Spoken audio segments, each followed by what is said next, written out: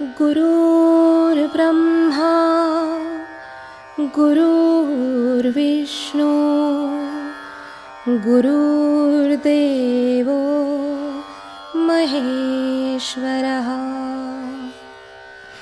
गुरु साक्षात् परब्रह्म तस्मै श्री गुरवे नमः। सद्गुरुनाथ महाराज की जय। संपूर्ण ब्रह्मांड निर्मितीचा विचार केल्यानंतर माणसाला एक लक्षात येणं अत्यंत आवश्यक आहे आणि मुख्य प्रश्न जो निर्माण होतो की माणसाला हे लक्षातच येत नाही. आता खरं तर काय लक्षात यायला पाहिजे की संपूर्ण विश्व आपल्या सहित, आपल्या पेशींसहित, त्यात असणाऱ्या चैतन्यासहित सर्व ईश्वर निर्मितच आहे. मग आपल्याला काळजी कशाची वाटतीये? सर्व जर ईश्वर निर्मित असेल आणि याच्यामध्ये मी जर माझ्याकडे कुठला कर्तेपणच नसेल तर माझ्यात हे कर्तेपण येते कुठून?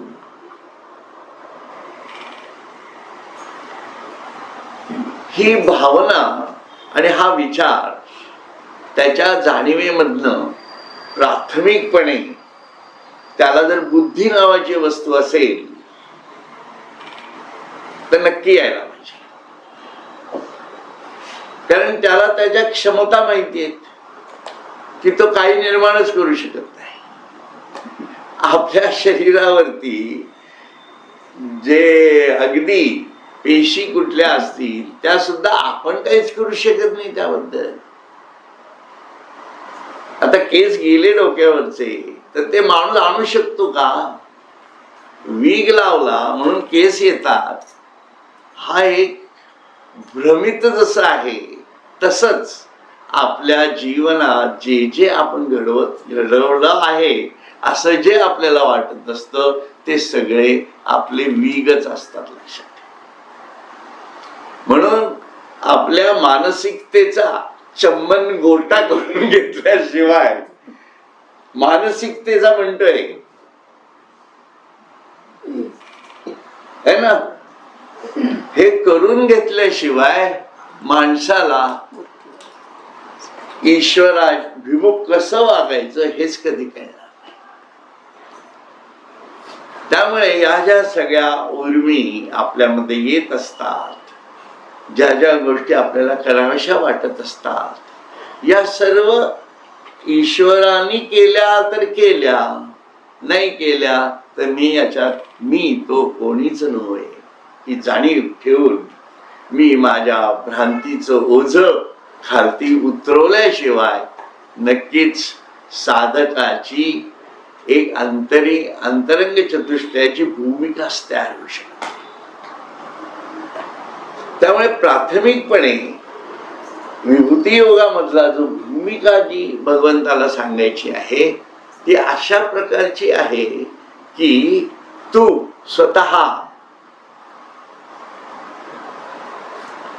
स्वतःकडे बघ आणि संपूर्ण विश्वाकडे बघ. आणि तुझ्या असं लक्षात येईल की जे जे निर्माण झालेलं आहे त्याच्यामध्ये तुझा काहीच सहभाग नाहीये, किंबहुना तू यात काहीच निर्माण करू शकत नाही. आणि या प्रत्येक गोष्टीच्या आत मी कसा दडलेला आहे हे तू बघ. कारण जिथं जिथं निर्मितीची बाह्य उपाधी आहे, जिथं जिथं त्या उपाधीमध्ये चैतन्याची भूमिका आहे, ते चैतन्य आलं कुठून? अगदी जडत्वामध्ये सुद्धा, ॲटमच्या आतमध्ये सुद्धा इलेक्ट्रॉनला फिरवण्याची ताकद, त्यांना काळावरती बसवण्याची ताकद कुठल्या शक्तीतनं आली याचा विचार तू कर. म्हणून या उपाधी माझी गुप्त, चैतन्य असे सर्वगत, ते तू स्वीकार. आणि नुसतं स्वीकारू नकोस, त्या चैतन्याच्या आधारे ते चैतन्य आलं कुठून, हा तुझा प्रवास आहे. तुझा प्रवास कुठला आहे या जीवनातला? तर तुझ्यामध्येही चैतन्य आहेच रे. आणि त्या चैतन्याच्या जाणीवेतनं हे चैतन्य माझ्यात आलं कुठून हे तू एका जागेवर बसून ओळख. आणि ती ओळखण्यासाठी लागणारी जी बुद्धी आहे ना, ती बुद्धी मी तुला दिलेली. त्या बुद्धीला योग जाणीवेत आण, है ना. नाही तर आपली बुद्धी योग जाणीवेत नसते. आपण श्रवण केलं, मनन करतो, चिंतन करतो, या सर्व गोष्टी कशासाठी आहेत? ईश्वराच्या शोधासाठी आहेत. म्हणून बहुतांशी साहित्यिक हे बुद्धिमान असतात, शास्त्रज्ञ हे बुद्धिमान असतात, पण ते बुद्धी योग करीत नाहीत. म्हणून बुद्धियोग ही स्वतंत्र भूमिका आहे. आणि त्यासाठी तुला मन आणि बुद्धी दिलेला आहे. कारण मन आणि बुद्धी एकाच जाणीवेतल्या, आकारातल्या, एकाच याच्यातल्या दोन कार्य करणाऱ्या, एकत्रित कार्य करणाऱ्या संस्था आहेत. आणि त्यांची जी ओढाताण चालते ती फक्त संकल्प विकल्प या जाणीवेतनं चालते. पण एकदा का तुझा संकल्प सिद्ध केलास तू आणि मला ईश्वर प्राप्तीच्याच जाणीवेतनं जायचंय अशी बुद्धी तयार केली की त्या बुद्धीला काय उद्योग राहील की जिथं जिथं मन जाईल तिथं तिथं ईश्वर आहे का हे तो शोधेल. म्हणून हनुमंतांनी काय केलं, त्याच्यातल्या बुद्धियोग इतका सिद्ध करून घेतला होता, म्हणून तो बुद्धिमत्तां वरिष्ठम झाला. व तो बुद्धिमत्तां वरिष्ठम आहे. हे कशाचं द्योतक आहे? हे भक्ताचं द्योतक आहे, लक्षात घ्या. म्हणून आपण जर ईश्वराचे भक्त आहोत असं म्हणत असू आणि त्याच्या या सर्व जाणीवांमध्ये, त्याच्या निर्मितीच्या हर एक जाणीवेमध्ये ईश्वरच आत बसलेला आहे हे बुद्धीने जाणून घेतल्यानंतर प्रत्येक गोष्ट मोडूनच बघितली पाहिजे असं नाही, ती ससंवेद्य पण करता येईल.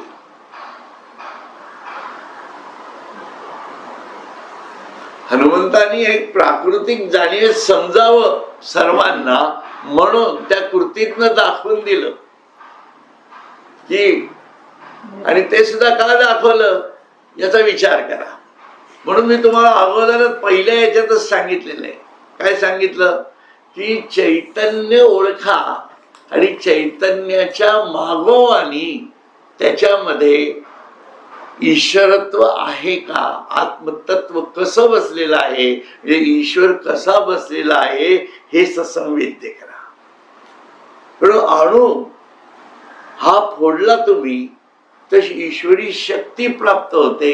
पण त्या शक्तीला, शक्तीच्या जाणीवेतनं माणूस हा ईश्वरापर्यंत जात नाहीये. म्हणून शास्त्रज्ञ हे बुद्धियोग करत नाहीत, ते फक्त चैतन्य शक्तीच्या मागे लागलेले आहेत. आणि ती शक्ती कसा संहार करत असते हे सर्व आपल्याला माहिती आहे. रात्रीतनं तो टापूच्या टापू उद्ध्वस्त करून टाकण्याची क्षमता आपण स्वतः पाहतो आहोत सध्या. मग हे सगळं शक्तीचा प्रयोग आहे. याच्यामध्ये बुद्धी नाहीच आहे. आणि याच्यामध्ये बुद्धी आहे पण ती ईश्वर शोधाची नाहीये. म्हणून हा सर्व मायेचा प्रांत होऊन बसतो. म्हणून शास्त्रज्ञ हे मायेमध्येच अडकलेले आहेत असं दुर्दैवाने म्हणावं लागतं. भले तुम्ही चंद्रयान सोडा का अग्नी त्या सूर्यबाण सोडा का अजून कुठलेही बाण सोडा, पण मायेत अडकलेला शास्त्रज्ञ आणि बुद्धी योगाच्या जाणीवेतनं ईश्वरत्वाला प्राप्त झालेले संतत्व याच्यामध्ये जमीन आसमानाचा फरक पडतो. जमीन आसमानाचा. म्हणून शास्त्रज्ञ हे काही मानवी जीवनाचं उद्दिष्ट नाहीच आहे, लक्षात घ्या. आणि तसं भगवंतांनी सांगितलेलं पण नाहीये. कारण हा शोध तुला लागणं शक्य नाही. कारण मी अनंत आहे रे आणि माझी शक्तीचा प्रत्यय अनंत आहे आणि मी शक्तीच्या प्रत्ययातनं दिसत असतो आणि मी अलिप्तच असतो. कसा शोधणार तू? It's very difficult for you. म्हणून नाही त्या नादालाच लागू नकोस. नासा काय अजून कुठलं काय हे सर्व ठीक आहे, हे माणसाने त्याच्या बुद्धीच्या जाणीवेतनं करावं. पण हा सगळा मायेचा शोध आहे. उद्या सूर्यावरती जाऊन अगदी घर बांधलीत लोकांनी सूर्यावरती, तरी सुद्धा ते मायेचंच कार्य आहे. आणि त्यालाही ईश्वराचा आशीर्वाद असल्याशिवाय तो करू शकत नाही. एवढं भयंकर आहे हे गणित. आणि उद्या चंद्रावरही घरं बांधली आणि तुम्ही मंगळावरही घरं बांधली तरी तिथं जाऊन तुम्ही काय करणार आहात? हे असलीच धार्मिक युद्ध करत बसणार आहात ना. म्हणजे माणसाला डोकं आहे का? म्हणजे माणसाचं डोकं ठिकाणावर आहे का असा विचार आला का नाही? मग याच्यामध्ये शास्त्रज्ञांचं डोकं तरी ठिकाणावर आहे का नाही हा विचार करणं आलंच ना आध्यात्मिक दृष्ट्या. हा सगळा फार वेगळा प्रांत आहे, लक्षात घ्या. म्हणून विभूती योगाची जी भूमिका आहे, जी अर्जुनाला, म्हणजे आजचे शास्त्रज्ञ अर्जुनापर्यंत सुद्धा पोहोचलेले नाहीयेत असं म्हणावं लागतंय दुर्दैवानी, आहे ना.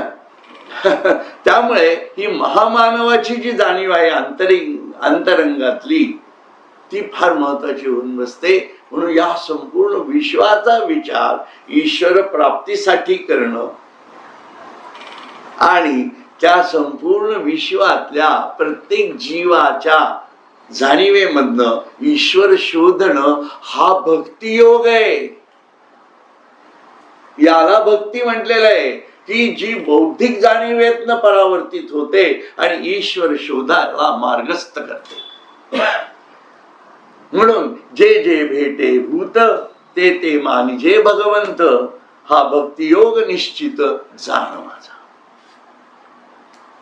म्हणून विभूती योग नेमका काय दाखवतो आहे हे कळणं अत्यंत गरजेचं आहे. म्हणून माणूस जेव्हा जेव्हा या भूमिकेतनं पुढे जात राहतो आणि त्याच्या जाणीवेमध्ये तो ईश्वर आणायचा प्रयत्न करत राहतो सातत्याने, अशी जी व्यक्ती तयार होते त्या व्यक्तीला ईश्वराचा भक्त किंवा साधक असं म्हणावं लागतं. त्यामुळे हे विश्वची माझे घर, ऐसी मती जयाची स्थिर, किंबहुना चराचर आपण जाहला. आणि हे सर्व कशामुळे घडू शकतं? तर ईश्वरानेच आपल्यामध्ये जी यंत्रणा बसवलेली आहे, मन बुद्धी चित्त अहंकार, या यंत्रणेच्या जाणीवेतनं तो जेव्हा ईश्वर शोध घ्यायला लागतो, ती यंत्रणा हेच त्याचं स्वरूप आहे आणि ही त्यांनी दिलेली आपल्याला विभूती आहे, लक्षात ठेवा. कारण तो आपल्या आतमध्येच बसलाय. म्हणून बाकीच्या कुठल्या विभूती बघत बसण्यापेक्षा माणसा तू स्वतःच ईश्वराची विभूती आहे, अहम आत्मा कधीच विसरू नये. या भूमिकेपर्यंत अर्जुनाला संपूर्ण तत्वज्ञान भगवंत समजून सांगतायत.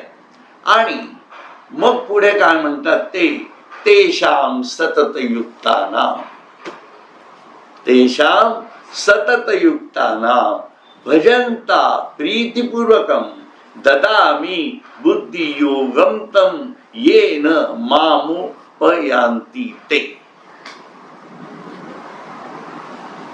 परमप्रेमाने माझे भजन करीत माझ्याशी अखंड ऐक्य पावलेल्यांना ते मला अखंड प्राप्त झालेले राहतील असा बुद्धियोग मी त्यांना देतो.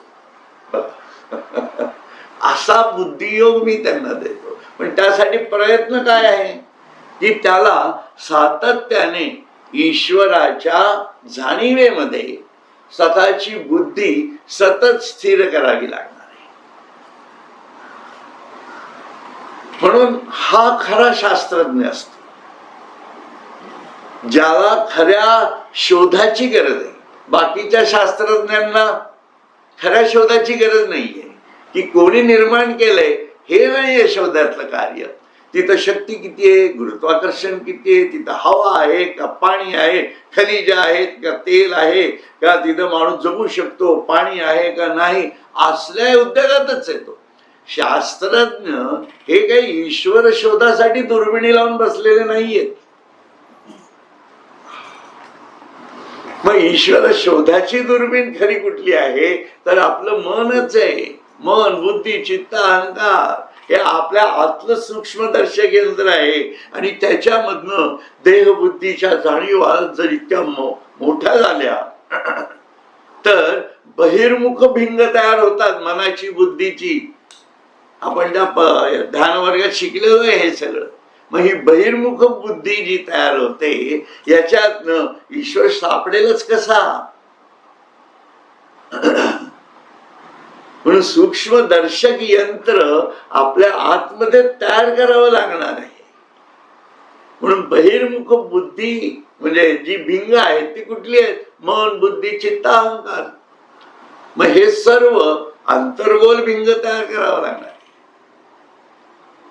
आणि नुसतं अंतर्गोल तयार करून चालणार नाहीये, त्यांना एका ऍक्सिस मध्ये आणावं लागणार आहे.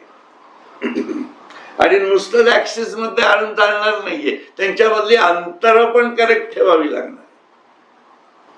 याला एकाग्रता असं म्हणतात. कारण याच्यात डिस्टॉर्शन खूप आहे, लक्षात घ्या. आणि हे डिस्टॉर्शन येतं कशामुळे तर आपल्या मधल्याच काम, क्रोध, मोह, मद, मत्सर. बरे म्हणून ईश्वराचे भक्त सगळंच आहेत. भगवंतानी अगोदरच सांगितलं बद्ध हा पण माझाच भक्त आहे, बरोबर आहे की नाही. त्याच्यानंतर अर्थार्थी हाही माझा भक्त आहे, मुमुक्षुही भक्तच आहे माझा. म्हणून प्रत्येक भूत जे जे निर्माण झालेलं आहे ते जेव्हा तडपत मरताना किंवा त्याच्यावरती प्रसंग आला तर ते कुठल्या आशेने उड्या मारत जातो, त्याची ती वासना किंवा इच्छा, जीवन जगवण्याची, आपलं जगण्याची जी एक इच्छा आहे ती हरणाची पळताना आणि ते सावध पकडण्याची याची इच्छा, हे दोन्ही ईश्वराचं स्वरूप आहे, लक्षात घ्या. परंतु दोघांची बुद्धी देहबुद्धीत अडकलेली आहे म्हणून त्यांना भोगयोनी असं म्हटलं जातं का. आणि माणूसच एवढा असा माणूस आहे की या पृथ्वीवरती की जो अडचणीमध्ये सुद्धा ईश्वराचा आठव करू शकतो. म्हणून तो भक्त होतो. हरणाला ईश्वराची भक्ती येत नाही, माहितीच नाही. वाघाचा तर विषयच नाही, तो मागे लागलेला आहे. पण दोन्ही गोष्टी आपल्याशी जुळून बघा की आपण दुःख अडचणी आले की असे सुसाट पळत जात असू तर आपण ईश्वराचे भक्त असू का? आणि आपल्याला भूक लागली असेल तर कधी एकदा आधाशासारखं मला खायला मिळतंय अशी जर आपली वृत्ती तयार होत असेल तर आपण पशुच असू, खरं की नाही? त्यामुळे या दोन्ही गोष्टी आपल्यात आहेत, परंतु याच्यामधनं आपण मार्ग काढण्याची बुद्धी आपल्यामध्ये आहे. हा फरक आहे. पण हे तू जाणून घे आणि अशा त्या बुद्धीला सातत्याने माझ्याकडे कसं पोच करेल प्रत्येक गोष्ट हे तू बघ. कारण बुद्धीचं प्रकरणच असं आहे की ते बघते आणि त्या बुद्धीच्या जाणीवेमधनं प्रत्येक गोष्ट विभाजित करते. आपल्याला सोफा का दिसतो? सोफा आणि ही तुमची पाण्याची वॉटर बॅग जी काही आहे, बॉटल, ते एक नाही दिसत आपल्याला, ते वेगळं दिसतं. का दिसतं? हे बुद्धीमुळे. कारण बुद्धीत जे साठवलेलं आहे ते प्रत्येक विभाजित आहे आणि त्याच्यावरती हे काय आहे हे स्मृतीतनं जाणवण्याचा विवेक त्याच्यामध्ये असतो. म्हणून बुद्धीचाच वापर करून त्याच्यामध्ये असणाऱ्या चैतन्याला ओळख. बुद्धीशिवाय चैतन्य कसं? म्हणून भेद आहेत ना, भेदातनच आपण सर्व पाहतो. पण मग भेदाचा वापर कसा केला पाहिजे? म्हणजे आपल्यामध्ये दिलेल्या गुणांचा, दुर्गुणांचा वापर सुद्धा ईश्वर प्राप्तीसाठी कर, असं जीवन जगण्याची प्रक्रिया चालू करा. थोडक्यामध्ये 19व्या अध्यायात 17व्या अध्यायात ते शिकतो सध्या आपण गुणत्रय विभागामध्ये. किंवा कुठली गोष्ट टाकाऊ नाहीये. काम, क्रोध, मोह, मद, मत्सर नको नको नको, अहंकार नको नको नको, हे असं जीवन तुम्ही कधीच नाही जगू शकणार नाही. अशाने ईश्वर पण कधी प्राप्त होणार नाही. लक्षात घ्या, हे सगळं आवश्यक आहे, परंतु ते ईश्वरासाठी वापरायचं कसं हे ज्ञानाची गरज आहे. तुम्ही नको नको म्हणाल तर ईश्वरही नको नकोच म्हणणार. तो म्हणतो अरे मी निर्माण केलेल्या गोष्टी तू नाकारतोयस, भोग मग घे. तुला आता कामामध्येच लटकवतो. हा, तुला क्रोध नको म्हणतो ना, बघ तुला क्रोधामध्येच अडकवतो. अहंकार, हा चल अहंकार शून्य करायला जातो ना, बघ चल तुला अहंकारातच लटकवतो. बरोबर. म्हणून जी गोष्ट तुम्ही नाही नाही म्हणून करायला जाल ना, त्या प्रत्येक गोष्ट साधना करताना उफाळून आल्याशिवाय राहणारच नाही. लिहून घ्या माझ्या. म्हणून नाही त्याच्या मागेच लागू नका ना. माझी वासना आहे, ऍक्सेप्ट इट, गो अहेड. म्हणजे त्या डोक्यावर घेऊन नाचत बसू नका असं देवाला म्हणायचंय. काय नेमकं आहे ते समजून घ्या. म्हणून संन्यास धर्म घेऊन माणूस जर जगायला लागला तर त्याला केवढ्या मोठ्या अडचणी असतील बघा. त्या मानाने गृहस्थाश्रमामध्ये मज्जाच आहे सगळी. पण वृत्तीने संन्यस्त हो तर तुला ईश्वरत्व प्राप्त. कारण गुण वृत्तीत्मक आहे. म्हणून मी म्हटलं मन, बुद्धी, चित्त, अहंकार याचा चंबन गोटा करून घ्या. हे जे मी म्हणतो आहे त्याचं कारण ते त्याच्यावरती जे जे येईल ते ईश्वराला समर्पण करून टाकत जा.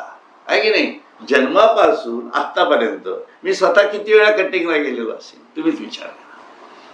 आहे की नाही? मग ते केस माझ्या काय लक्षात येत का? गेलेले सोडून दिलं ना, ते तसं सोडून देता यायला पाहिजे. हा, मग मला लहानपणी आमच्या आई वडिलांनी हे दिलं नव्हतं. म्हाताऱ्या आई वडिलांना सोडवतात पोरं. तुम्ही माझ्याकडे पाहिलं नाही. तुम्ही मोठ्या भावाकडे जास्त लक्ष दिलं, मला शिक्षणासाठी पैसे दिले नाहीत. हे सगळे चंबन गोटे करण्याच्या लायकीची लोक आहेत. लक्षात ठेवा. हा, अरे तू काय घेऊन बसलायस कशासाठी? म्हणून आपलं इथं काहीच नाहीये हे जाणवणं आणि त्यातनं आपली वाटचाल सुरू करणं ही साधकाची प्राथमिकता आहे. लक्षात ठेवा, ही प्राथमिकता आहे. म्हणजे जिथं असाल तिथं या जाणीवेतनं सुरुवात करा. तुमच्या लक्षात येईल की बुद्धियोग तुमच्या डोक्यात मध्ये हळूहळू तयार व्हायला. तो बुद्धियोग मी तुला सांगतोय असं भगवंत म्हणताय.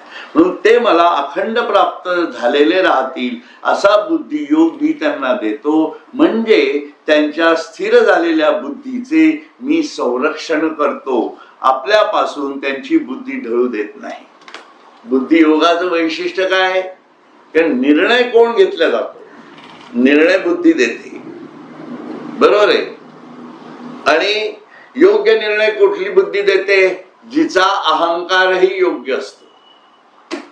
बघा, विचार प्रक्रिया कशी चालते? मनामध्ये संकल्प विकल्प आला है ना. संकल्प विकल्प आल्यानंतर एक गोष्ट ठरवल्या गेली. कोणी ठरवली? बुद्धीनी, बरोबर आहे की नाही. मागच्या संकल्प विकल्प झाला, काय झाला आठवत आहे का? नाही आठवत. प्रसाद पण आणायचा आहे की नाही. संकल्प विकल्प झाला. आपण सर्वांनी बुद्धीने त्यांना मान्य केलं की तुम्ही प्रसाद आणायचा. मग ते घरी गेले, 4 दिवस विसरून गेले, संकल्पच विसरून गेले. गंमत, संकल्पच विसरून गेले. मग कोणीतरी टाकलं की जोशी सर आणणार आहेत. त्यांच्या डोक्यात समजा लक्षात असेल आहे की नाही, पण त्यांच्या मनात हा प्रश्न आलेलाच असणार आहे. काय प्रश्न आलेला असणार आहे की प्रसादाला काय नेऊ? बरोबर आहे. प्रसादाला काय नेऊ? मग पेढे नेऊ का बर्फी नेऊ का अजून काही वेगळं काही आहे का? आता त्या याच्यामध्ये त्यांच्या मनामध्ये जी व्यवस्था आहे त्याप्रमाणे संकल्प विकल्प वगैरे सगळं झालं. मग सोयीचं त्यांना काय वाटलं की चांगलं देऊ आपण, चांगलं द्यायला पाहिजे ना. प्रसादच द्यायचा आहे आणि आपण कधीतरी देतो आहोत.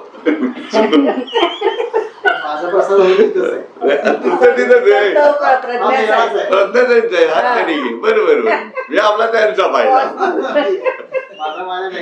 असं. पण तुर्तास तो तुमचा आहे असं समजू आपण उदाहरणासाठी, बरं का, उदाहरण समजून घेण्यासाठी. मग त्यांनी म्हटलं चांगलं चांगलं काय मिळतं आणि मला त्रासही नको. आता सगळ्यांना चांगल्यात चांगलं पुण्यामध्ये जे मिळतं ते म्हणजे चितळे. चितळ्यांशिवाय पुण्यात चांगलं काही मिळतच नाही. मग त्यांनी ठरवलं पण गोड पण द्यायला पाहिजे. मग पेढे. म्हणून बुद्धीने हा सगळा संकल्प विकल्प करत करत निर्णय झाला पेढे, बरोबर गेले. मग त्यांनी ठरवलं पेढे द्यायचे. आणि पेढे द्यायचे ठरवल्यावर मनात चिंतन झालं, योग्य आहे नाही का, पेढे देऊया, सोपं पण आहे, त्याला पण सोपं. हे सगळं चिंतन झालं.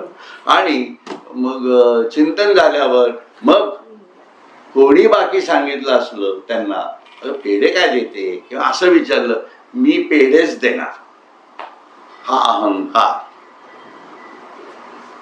आणि हा निर्णय घेण्याची क्षमता अहंकाराच्या जाणीवेतनं बुद्धीने घेतली. आणि बाई बसल्या स्कूटरवर येताना पेढे घेऊन आले. दिस व्हॉट इट हॅपन्स. एक ढोबळमानाने चित्र तुम्हाला सांगितलं आहे की नाही. आता हे जे घडलेलं आहे सगळं, याच्यामध्ये मन बुद्धी चित्त अहंकार या सर्वांचा खेळ आहे बघा. आणि क्षणार्धात आहे, क्षणार्धात आहे की नाही. फक्त थोडस चिंतन काउंटरवर गेल्यावर होतं. काय होतं, ताजे आहेत ना रे, हा ते चिंतन आलेलं आहे. तेवढी एक घटना घडू शकते त्याच्यामध्ये, पण बाकी सगळं चिंतन आहे. बुद्धीने निर्णय दिलाय पेढे न्यायचे आणि त्याचं चिंतन झालं कसं घ्यायचं काय घ्यायचं. पण त्याच्या आड जर कोणी आला असेल, जो कोणी येईल त्याला कापून काढण्याची ताकद जी आहे ती अहंकाराची आहे.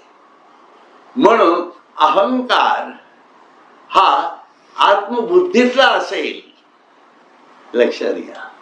हीच घटना आहे, हेच इंद्रिय काम करणारे. जेव्हा माणूस ईश्वरत्वाकडे जायचा विचार करतो तेव्हा संकल्प विकल्प काय, मनाचा कार्यक्रम चालूच आहे. आता ध्यानाला बसू का नंतर बसू, पण संकल्प जर एकच ठरलेला आहे, मला ध्यान या वेळेला करायचंच आहे, याचं चिंतन जर घडलेलं असेल आपल्या आतमध्ये, दिवसभराचं टाइम टेबल तयार करून, तर त्याच्यामध्ये मन कार्य करत नाही, कारण ते संकल्पावर आलेलं आहे. संकल्पामध्ये चिंतनही झालेलं आहे आणि मला ईश्वर प्राप्तीसाठी ध्यान करणं हे गरजेचंच आहे. ही आत्मशोधाची शक्ती कार्य करते आणि माणूस त्यावेळेला ध्यानाला बसतो. तेच मन बुद्धी चित्त अहंकार आहे. नाही तर अडचणी अनंत आहेत, अडचणी अनंत आहेत. ध्यान टाळायला 100 लोक आहेत. तरी आपण सांगितलेलं होतं की जे मंगळवार बुधवारी येतील त्यांनी गुरुवारी आणि सोमवारी येणं पण गरजेचं आहे की नाही. पण टाळतो माणूस, हो की नाही.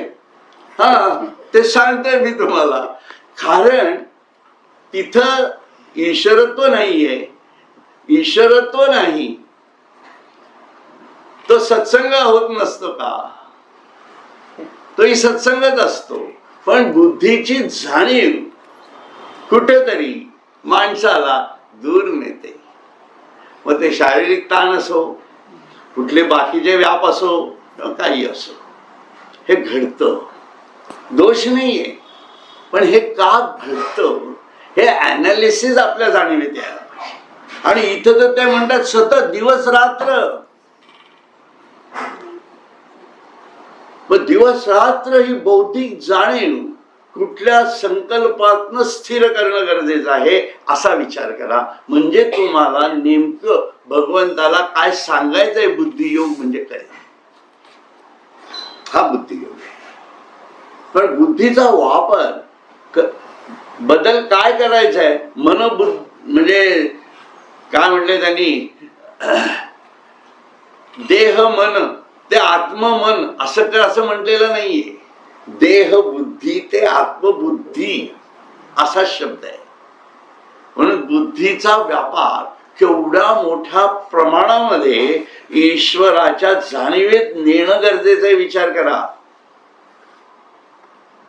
आणि या बुद्धीमध्ये जो अहंकार आहे तो सगळा देह बुद्धीचा बसलेला आहे, त्याच्यामध्ये आत्मबुद्धीचा अहंकार नसतो. त्यामुळे माणूस सत्संग, श्रवण, मनन, चिंतन, ध्यान, धारणा सगळं बुडवू शकतो. सगळं तो बेडापार आहे त्याचा.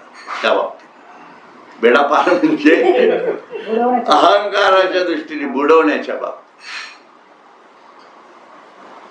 आहे की नाही. ही कारणच झाली की नाही शेवटी. पण भगवंताचं म्हणणं तसं नाहीये. म्हणून सत्य काय आहे हे जाणून घ्या आणि त्यातला फरक भरून काढायचा आहे. ज्ञानेश्वरीचा अभ्यास कशासाठी करायचा की आपण हे जाणून घ्यायचं आणि भगवंताचा विचार आणि आपला विचार याच्यातली जी तफावत आहे ती भरून काढली की बुद्धियोग होतो. लक्षात, कारण भगवंताची बुद्धी आणि आपली बुद्धी मॅच झाल्याशिवाय आपण एक होऊ कसे, अद्वैत होईल कसं, आहे की नाही. त्यामुळे जे काय त्यात भगवंत परत अद्वैत जाणीवे, निर्गुण जाणीवेमध्ये त्याची बुद्धी म्हणजे ते ज्ञान स्वरूपच. त्याला बुद्धी नावाचा वेगळा भागच नाहीये, तो संपूर्ण ज्ञानच आहे. मग ते ज्ञान स्वरूप आणि माझ्या जाणीवेतलं ज्ञान स्वरूप हे एकाकार झाल्याशिवाय बुद्धियोग होणार नाही. म्हणून तो फरक भरून काढणं ही सगळी साधना आहे, लक्षात घ्या. म्हणून नुसतं ध्यान करणं ही साधना नाहीये. आपण वागतोय, चालतोय, बोलतोय, काय करतोय, हे करतोय, ते करतोय, आपलं ऑपरेशन होतंय, आपण घरात बसलोय, आपण चष्मे लावले, गॉगल, सगळ्या याच्यामध्ये देव आहे. म्हणजे या प्रत्येक जाणीवेत ना, कारण तो वेळ देवाने आपल्याला दिलाय ना. हे प्रत्येकाच्या बाबतीत घडतं. आजारी कोण पडत नाही, सगळे पडतात.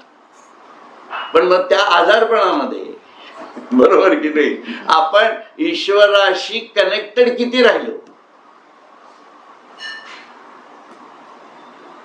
हा विषय महत्वाचा आहे. मग तिथं सत्संग चुकला, मला जमलं नाही, हा विषय येत नाही, ते दुःख होत नाही. कारण आपण सत्संगाला ईश्वरापासून सत्संगाला गेलो म्हणजे ईश्वर प्राप्त झाला, ईश्वराचं काहीतरी झालं, आपल्याला काहीतरी मिळालं असं वाटणं, हाच आपल्या कमी बुद्धीचं लक्षण आहे. म्हणून तसं नको आहे.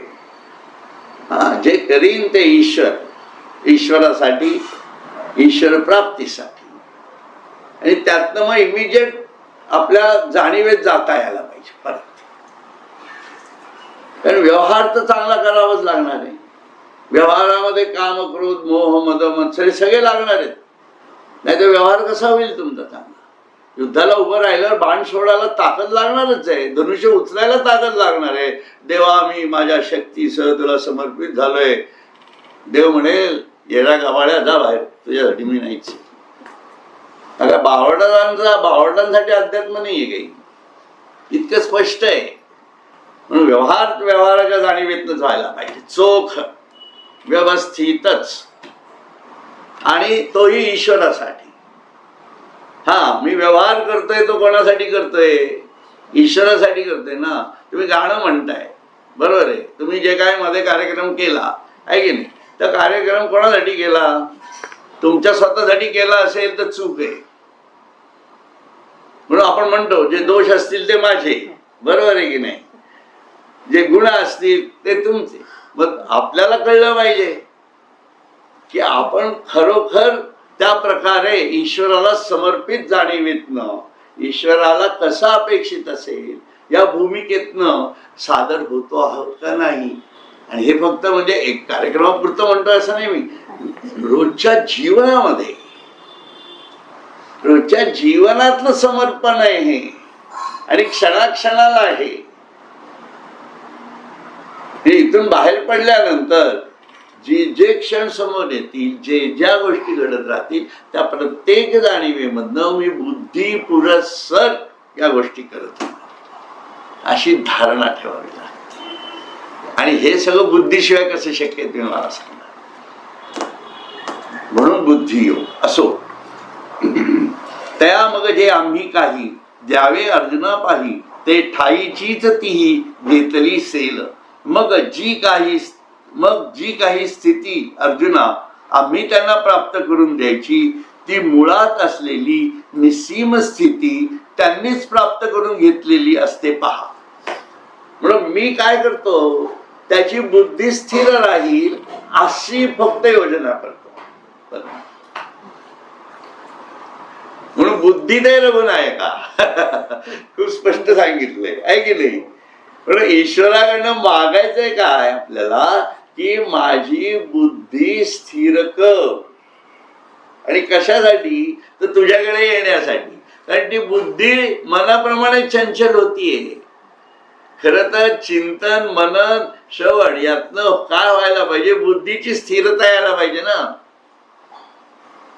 म्हणजे माझ्यासमोर विषय द्यायला नको कुठला, माझ्यासमोर म्हणजे आपल्या सगळ्यांच्या समोर, की मी समजा मला गावाला जायचंय नाही जायचंय, कारणच नाही ना. माझी बुद्धी जर स्थिर असेल तर मी म्हणणार नाही मी माझा सत्संग सोडून जाऊ शकत नाही. It's very difficult. तुम्ही बाकीच्या वेळेला सांगा काय करायचं असेल ते, पण त्यावेळेला नाही. ह्या सगळा विचार आपल्या बौद्धिक जाणीवेतला आहे, हा बाकीच्यांचा नाहीये. म्हणून आपण आपल्या बुद्धीला कशी स्थिरता द्यायची आणि ईश्वराभिमुख कसं करायचं, हा ज्याचा त्याचा विषय येऊन बसतो ना. म्हणून ते वैयक्तिक होतं. म्हणून आपल्याला ईश्वरत्वाची प्राप्ती करून घेण्याची बुद्धी ती गोडी लागल्याशिवाय तयार होत नाही. आणि ती प्राथमिक गोडी आपल्याला लावून घ्यावी लागते, आणि मग ईश्वर त्याला बुद्धियोग सांगतो. म्हणजे त्याची बुद्धी स्थिर राहील अशी योजना करतो. मग ती योजना करतो. मग ती योजना त्याच्या जाणीवेतली असते आणि मग आपण फक्त चालत राहायचं असतं. लक्षात घ्या. आणि म्हणून त्यांनी काय म्हटलंय, माझा हात धरोनी सदा चालवी रामा. म्हणजे काय हो, काय राम येणार आहे, तुमचं बोट धरणार आहे आणि चालवणार आहे का? आणि तुम्ही अरे चांगलं चालत असताना सुद्धा हो हो करत चालणार, असं काय होणार आहे का? असं काही नाहीये, आहे की नाही? म्हणजे तुझ्या बुद्धीला तो नीट चालवतोय. हा बुद्धीला नीट चालवतोय हे कळलं पाहिजे. म्हणून ह्या सगळ्या गोष्टी महत्वाच्या होतात. आम्ही त्यांना प्राप्त करून द्यायची ती मुळात असलेली निस्सीम स्थिती त्यांनीच प्राप्त करून घेतलेली असते असं त्यांनी म्हटलेलं आहे. म्हणून ही स्थिती आपल्याला प्राप्त करून घ्यावी लागते आणि ती प्राप्त करून घेतल्यानंतर तो आपल्याला मदत करतो. एक लक्षात घ्या, ईश्वराचं गणितच सगळी उलटी आहेत. खरंच उलटी आहे. खाताना देव आठवत नाही आपल्याला, उलटी झाली की आठवतो. हा विषय थोडा आपल्याला त्रासदायक वाटतो, पण खाताना माणूस खातच असतो ना, त्याला कळतं का? पण मग नंतर दिवसभर उलटी करत बसतो, मग देव आठवतो.